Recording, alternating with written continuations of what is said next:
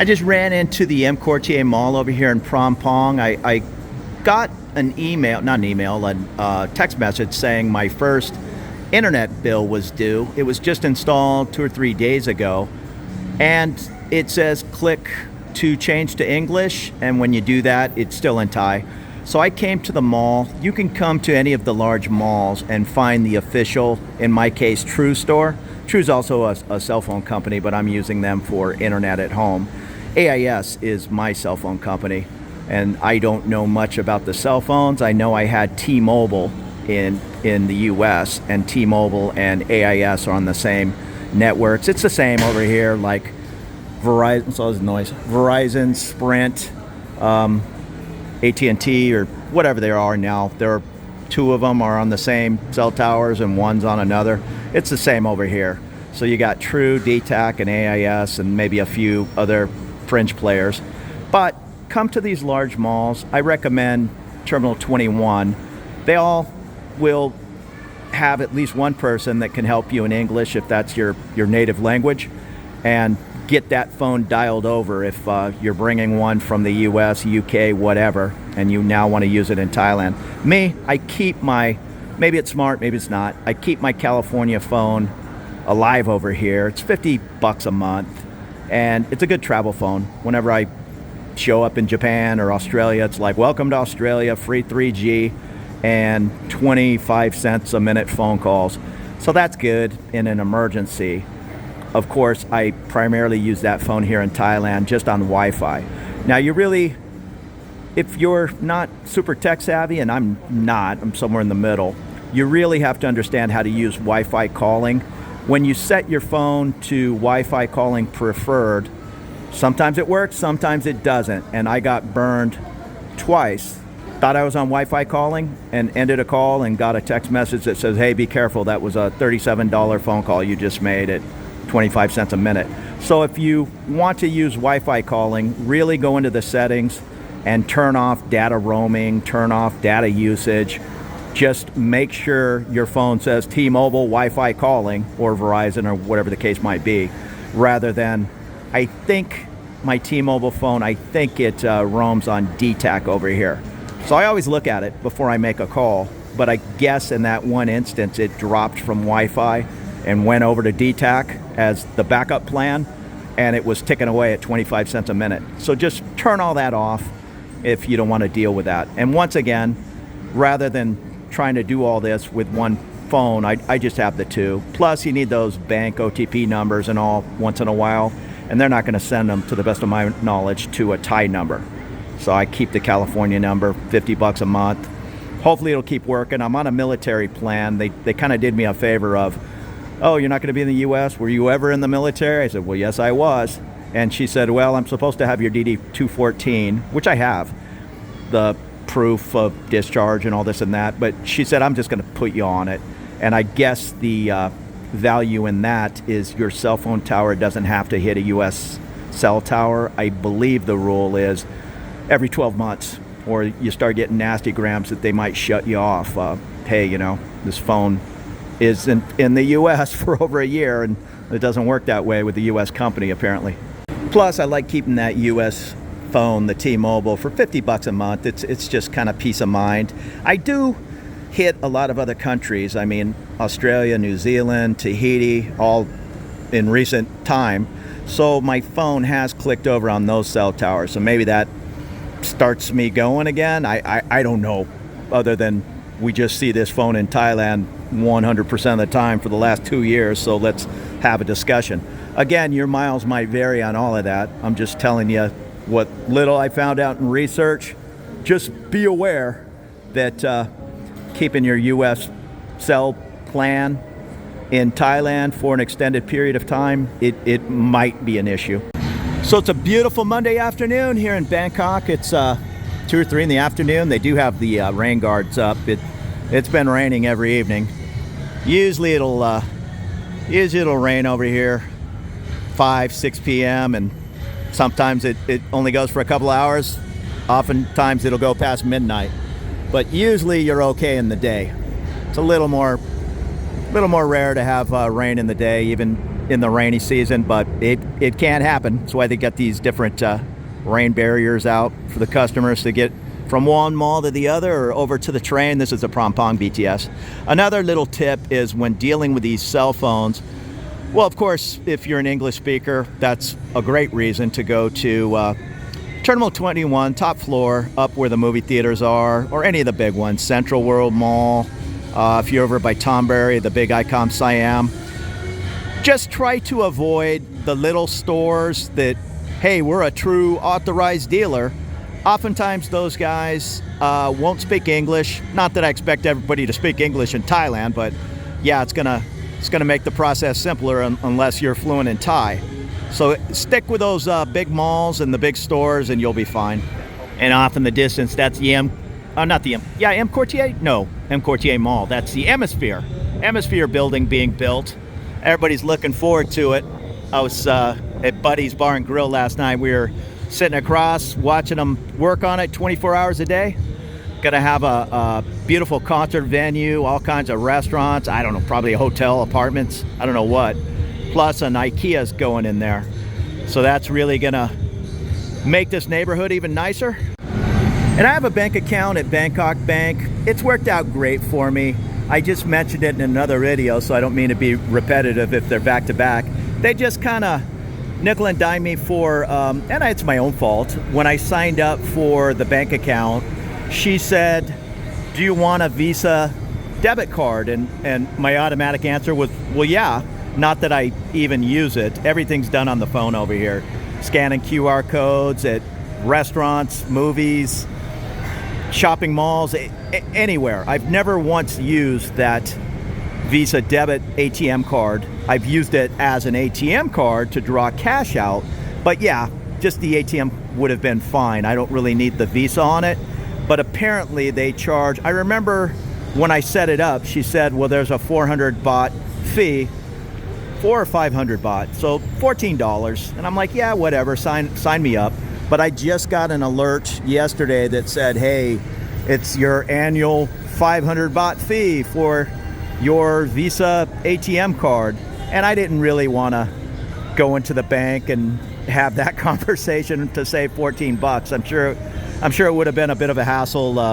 Well, let's turn this card and turn on and then send you a new ATM card and on and on. Maybe next year I will. It's just one of those things. I don't really want 5 years to go by of paying 15 bucks a year and I've never even used the thing. I just need an ATM card, but you'll have to make your own decision on that. And Bangkok Bank, all of them, all the banks, they have really nice bill pay features. So I don't have to download AIS for my cell phone or True for my internet. It's all there. When you go into Bangkok Bank, it says, here's the major bill companies. I pay my water bill, electricity, internet, cell phone, all on the Bangkok Bank app rather than going to all the different select companies. One thing that was a little weird, when I set up that Bangkok Bank account, one of the first things I did was try to get a Netflix account over here in Thailand, and they're much cheaper over here. Netflix, Apple TV I think is about the same. I'm not sure. I had US Amazon for a long time. I just canceled it. I really wasn't watching it. But I think Amazon Prime Video or whatever they call it, I think it's cheaper in Thailand. Now, sometimes different channel options. I do have Surfshark VPN, so I switched that VPN over to US and watch US Netflix. Some things aren't on Thai Netflix, and Thai Netflix might have a whole bunch of Thai options that I don't care about. So oftentimes I'll switch it over to US.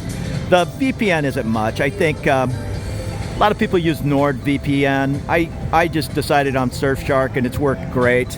I don't have an affiliate link or anything, but it's fairly cheap. I want to say if you pay by the year, it's certainly cheaper. I think I paid for 2 years and it was, I want to say $4 a month. Maybe it was cheaper than that. Oh, what I meant to say though was when I hooked up that Netflix account, it wouldn't let me do it. And I went back. It's all about your original bank branch. So if you live, you're moving to Pattaya, well, don't set up a bank account in Bangkok, because if you lose your ATM card or your bank book, and they do hand you a physical paper bank book, kind of like 1970s in the US, where you'd walk around with your little passbook. That's still a thing over here, and you need that. When you go into immigration, where's your bank book?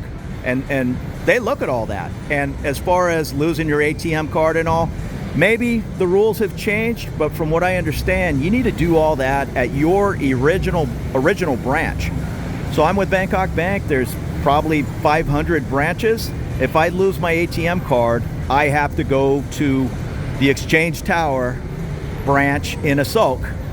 I can't go to another Bangkok Bank branch, certainly not in another city. I can't even go to another one in Bangkok to get another ATM card.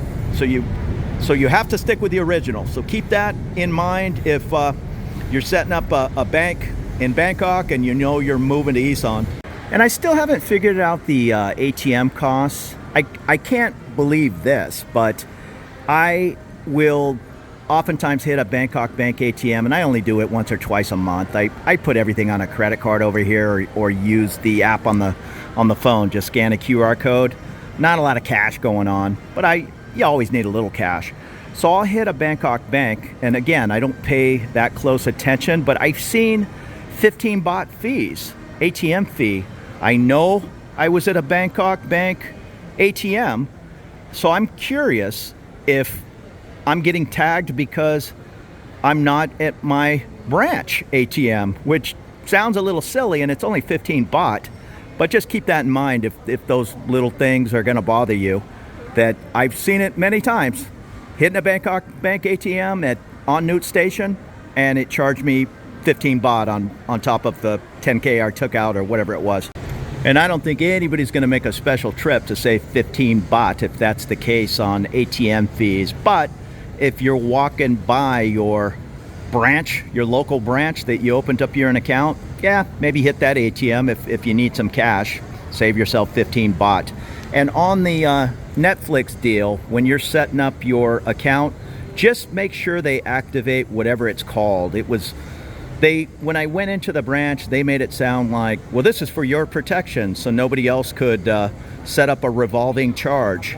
And that's fine, but I'm not really worried about somebody setting up a revolving $5 a month Netflix charge. If they've got a hold of my banking account, I'm probably going to have worse issues than a Netflix charge. And I've crossed over from the M Quartier. I'm now in the Emporium Mall. Here's all your Lodge frying pans, 25% off. And all these things I talk about in videos, I'm not complaining in the least. I mean, I'm living in Thailand, and I'm not one of these YouTubers that's, can you believe they just sent me a text message that says your bill is due, and I had to go all the way over there and wasted an hour and just for them to tell me there's no bill due. I mean, it clearly said you have a bill that's due, and it said click here for English, click here for Thai, and both of them were in Thai. Not a big deal at all. Just stop by the store when you're out doing your rounds and yeah, get it all cleared up. That probably wouldn't happen in the United States, or maybe it would just be a brief phone call. So some things like that you're just going to have to expect over here, and take the good with the bad, and that's not really bad. It's just a little bit of a learning curve. Or the same with setting up a bank account and finding out you need to go back to that original bank, which might now be 80 miles away, to take care of something as simple as getting a new ATM card. In some ways, a lot of things are better over here. I just did my annual physical here not too long ago, and it was a little bit of an issue because they have this just Cadillac physical, which it's crazy extensive. It covers an EKG, low dose CAT scan, full eye exam, full hearing exam, on and on. And I knew a lot of these things when I submitted them to my U.S. Healthcare Blue Cross were not going to be accepted under a physical. And they billed the billing office and said, yeah, everything's fine, everything's accepted. And I called Blue Cross, and the first person said, if you got a letter of approval, everything's covered. I still didn't believe it. Then I finally got a hold of the billing person who said, no, that's crazy. We're not going to pay for an unnecessary CAT scan. We're not going to pay for we're not even going to pay for an eye exam under a health, what do you call it? Basically an annual checkup, because annual checkups are free in the U.S. anyhow on most insurances. So they said, if you need an eye exam, you pay the $40 copay to go see the ophthalmologist, and then we cover it. If they bill us for an eye exam in an annual physical, we don't cover it at all. You then pay cash for the entire thing. So just little things like that. I was having a talk with the doctor. When you have the physical, then they immediately go over all your labs. You wait 1 hour, no big deal, for your blood and urine work, and then they go over everything. Okay, this is fine, that's fine. Hey, you know, maybe you're a little iron deficient, whatever, and they take care of the problem right there. I brought that up to that doctor about, well, I couldn't do an EKG, and she says, yeah. She goes, I don't understand your U.S. health insurance. They would almost rather you have a heart attack and then pay for whatever it is, a stent in your heart, than doing an EKG once a year and maybe catching a potential problem. But she goes, I understand.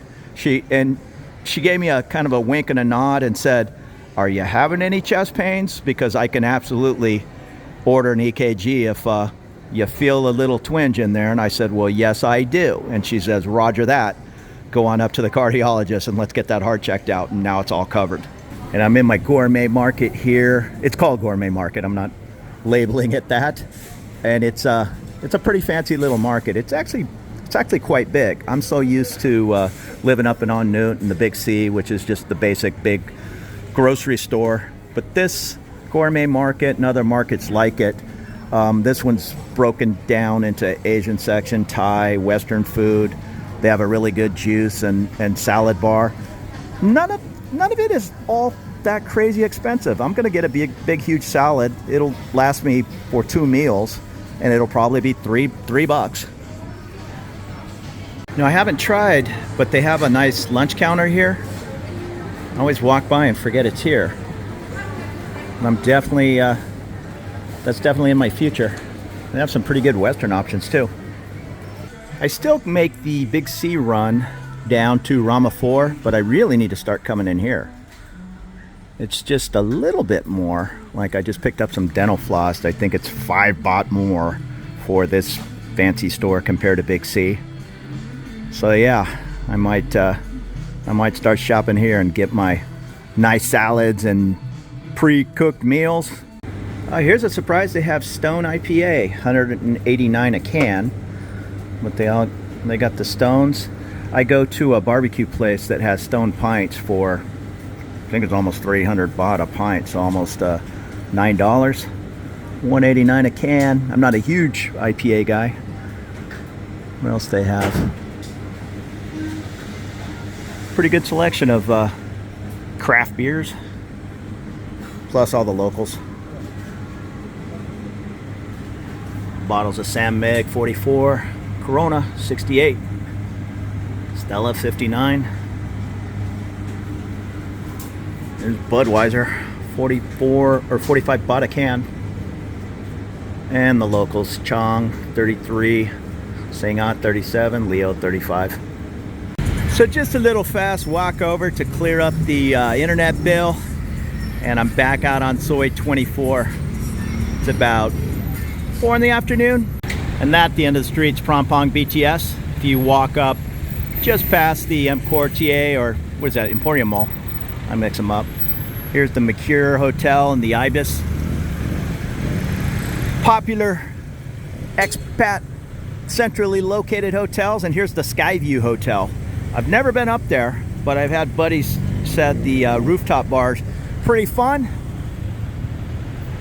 That's the Skyview on Soi 24. And I've walked by here hundreds of times and I never noticed there's a Muay Thai gym. I'm gonna pronounce that wrong. Makaku, right kind of in the parking lot, sharing the parking lot of Skyview. And it looks like Ishan, Japanese restaurant hidden back here. That's the thing, man, with Bangkok. Even these streets you've walked up and down a million times, there's all these little hidden alleys and things tucked away back here. I'm going to be careful filming at the Muay Thai gym. A lot of those guys probably wouldn't appreciate it, but it looks like Looks like not much is happening right now. This is definitely more for a 7 o'clock at night crowd when it's not quite as hot. Plus, people are working. And I'm not sure what this includes. It says 1 hour is 580 Thai baht. You can share with family and friends. 10-hour, 20-hour blocks. 20 hours is a little under 10,000 Thai baht.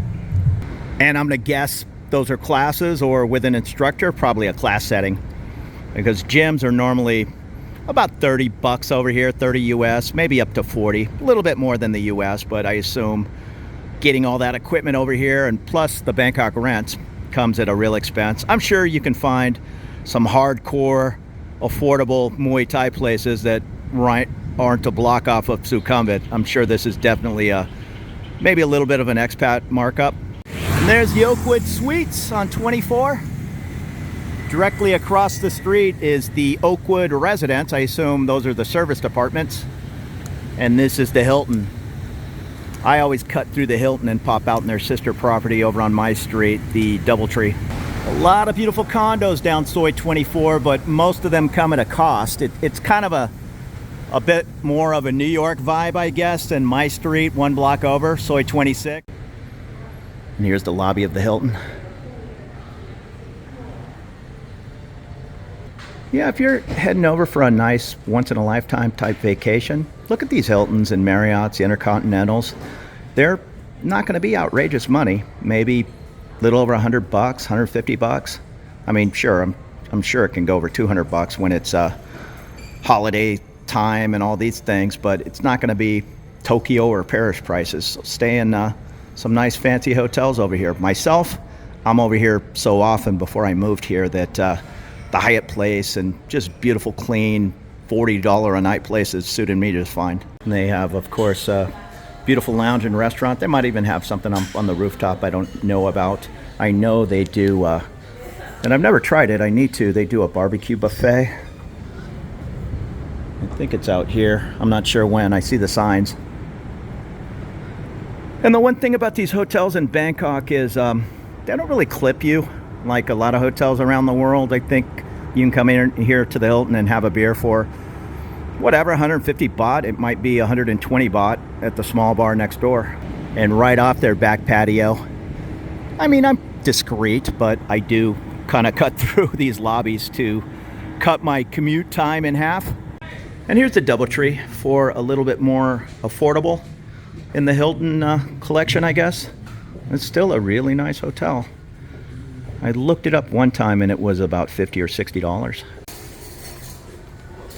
And I popped out over here on my street, Soi 26. That's one of my favorite spots across the way, Queen Bee.